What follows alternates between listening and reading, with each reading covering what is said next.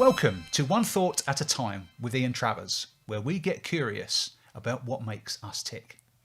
We're joined today by a woman whose goals lie in helping other people achieve theirs. Welcome, Heather.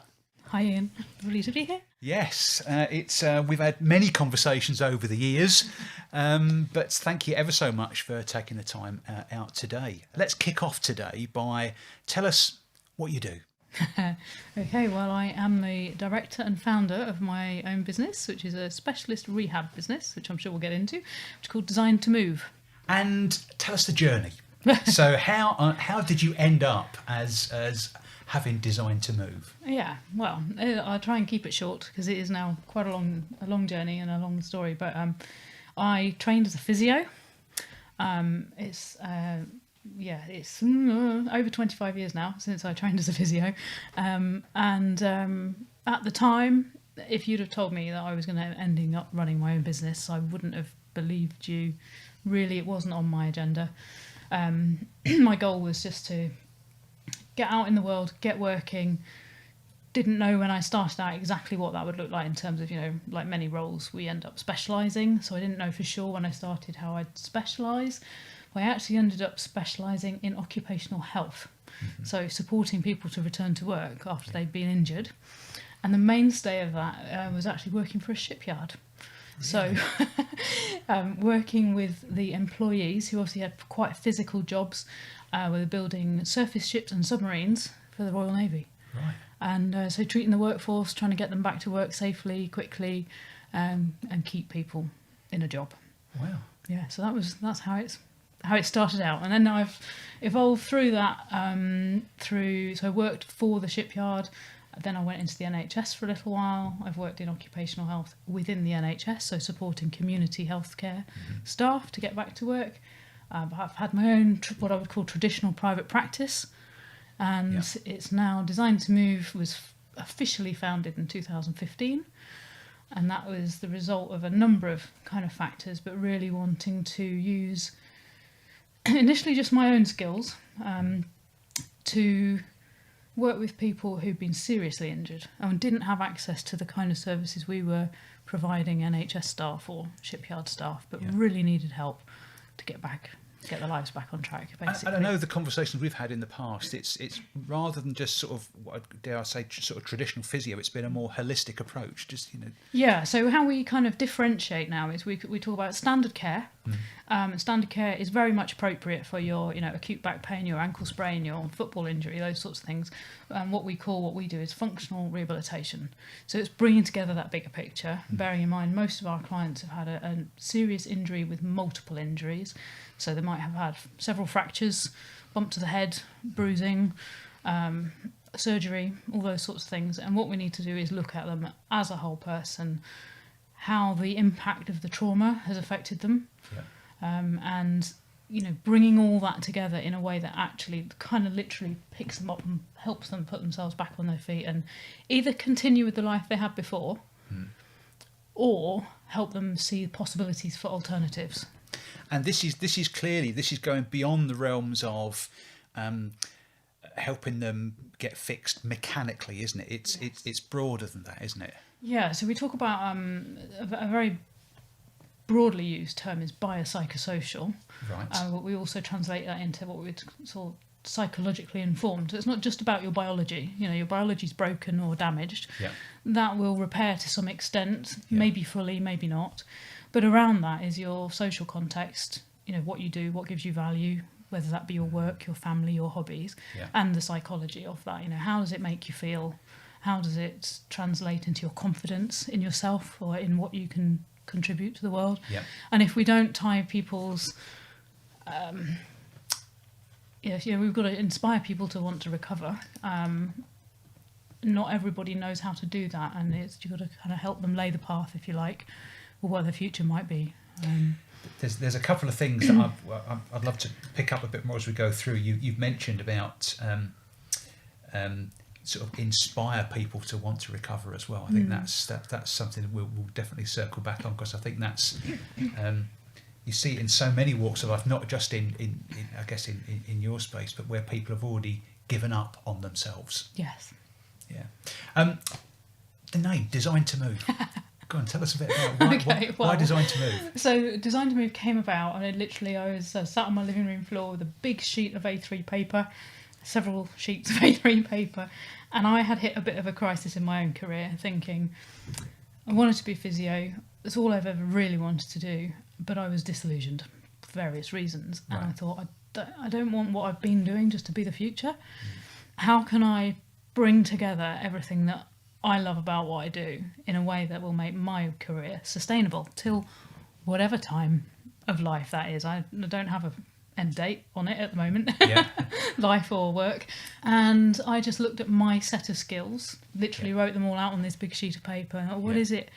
For me, movement itself helps me feel better. Getting out and moving outdoors, walking, running, swimming, whatever, helps me just feel better about life. And so that's kind of where it came from, that we are designed to move. Right. Let's get back to the basics. We have bodies that are designed to move, and also that feeling of things evolving, it being open to the possibilities. And probably since we last spoke, we revised our kind of company mission statement, what we call an enterprise promise, and it's now moving you towards fulfilling possibilities.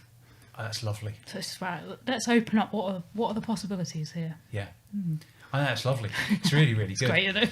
I know the thing that's always fascinated when we've spoken in the past as well is this. I've always been fascinated with what goes on up here, and it's how inextricably linked our physical capabilities with what we think. So how does that play out in? How do you see what kind of thing prevents people from successfully recovering? What gets in their way? Well, there's some technical knowledge around that in terms of research that shows us there are some things that mean people are high risk of not making a good recovery. So people's beliefs about what they're capable of doing and what their body's capable of, that is a big one. So being afraid to move, because if you move you might cause more harm, that would be a big one. Being afraid that if you cause more harm, it will be irreversible. You won't be able to recover. If you find yourself in a very low mood, if you're depressed and very anxious, that makes it very difficult to recover, and you're likely to have a poorer outcome. Right. If you don't manage the pain that you have, so you feel that you can't get a hold on the pain through pain relief, that also can mean that you don't make a good recovery. So there's those sorts of things that actually have been researched and we actually do measure for. So for instance, we screen people for post-traumatic stress disorder, because if they're not getting treatment for that, we wouldn't do the treatment ourselves within my business at the moment, but we'd recommend they got a full assessment and some extra treatment. That can obviously really hold somebody back, especially if they are literally having flashbacks to the injury. So are there ever situations where what people believe about their capability or their situation even overrules the physical? So, there's no reason why they can't do something, but their thinking is stopping them. Yeah, absolutely. We talk about a thing called self-efficacy in our world. I don't know if it's a similar term, but that ability to believe in yourself and your own ability to overcome whatever that obstacle is critical. So you could have all the capacity, physical capacity, to do everything. And from our point of view, we would be looking at that range of motion of your joints, the strength in your muscles, your fitness, your cardiorespiratory capability, your ability to coordinate and put together a complicated movement like lifting a box. But if at the end of the day you're too scared, or you don't believe you can do it, that would probably override it.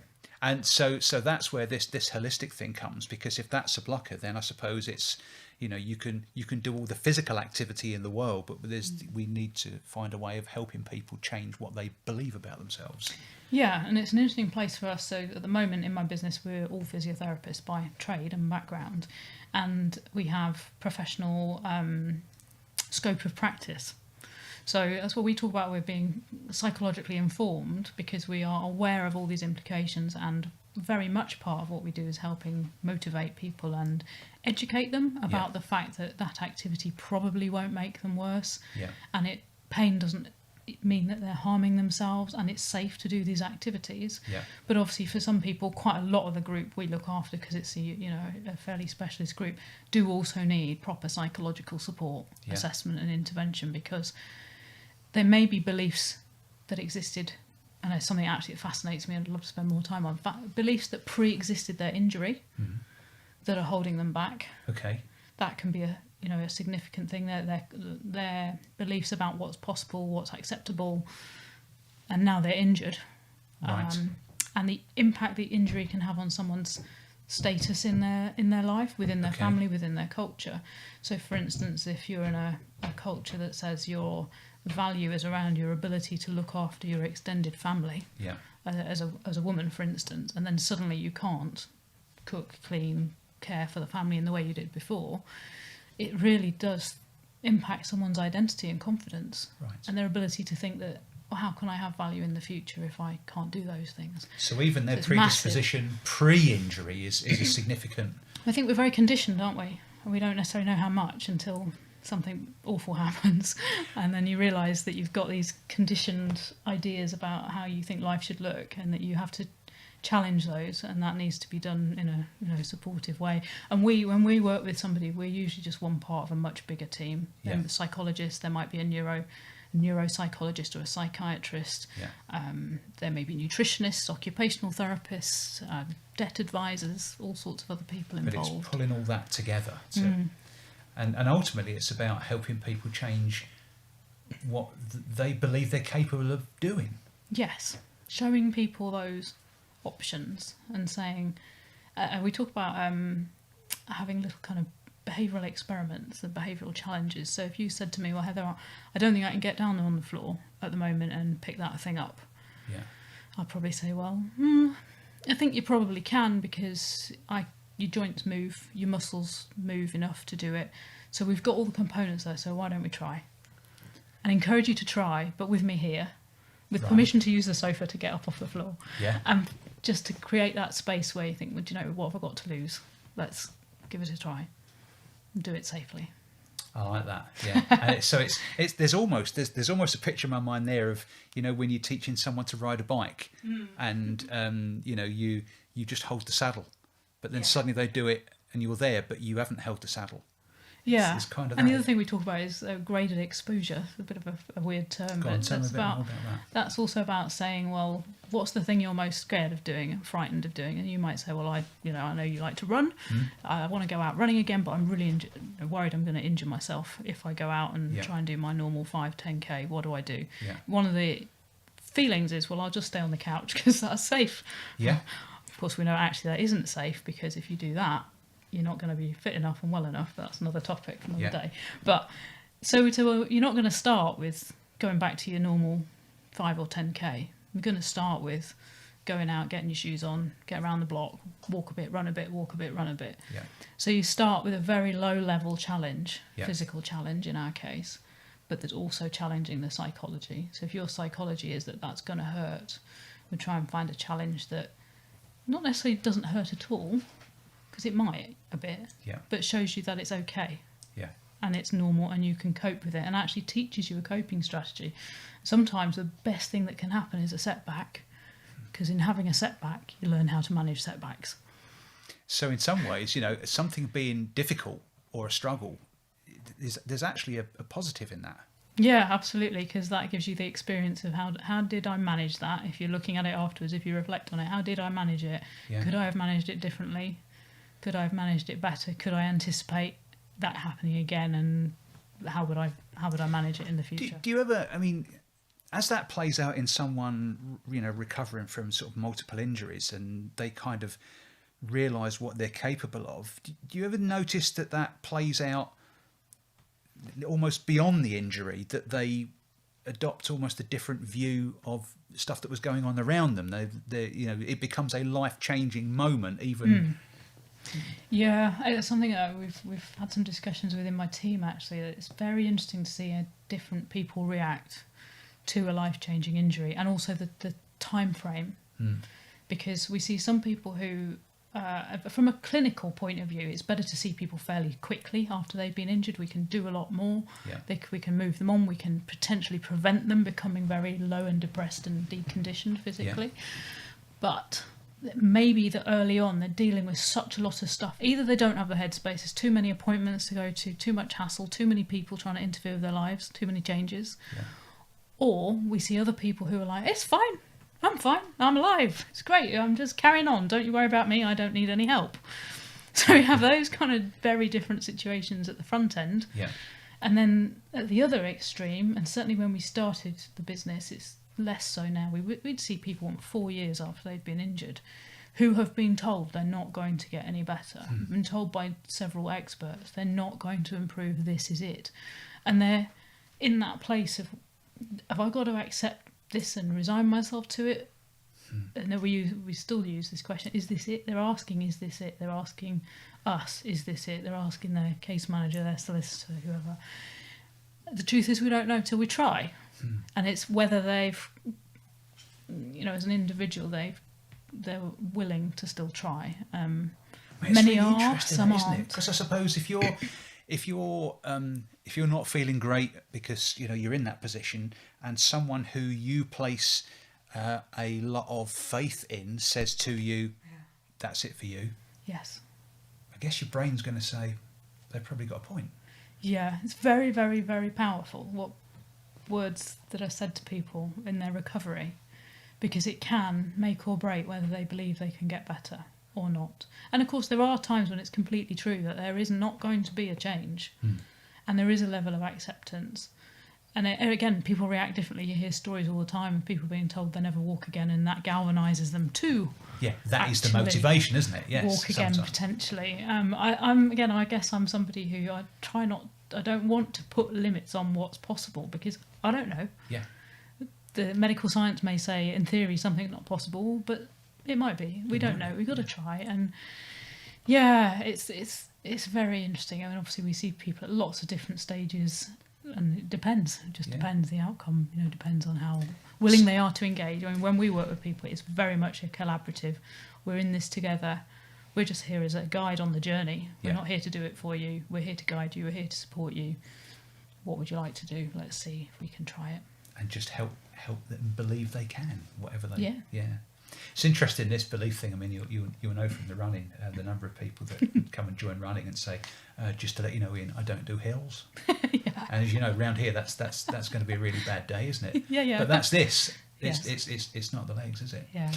Given that you spent so much time doing this and put so much passion into this, have you found that that's rubbed off on the way that you navigate life?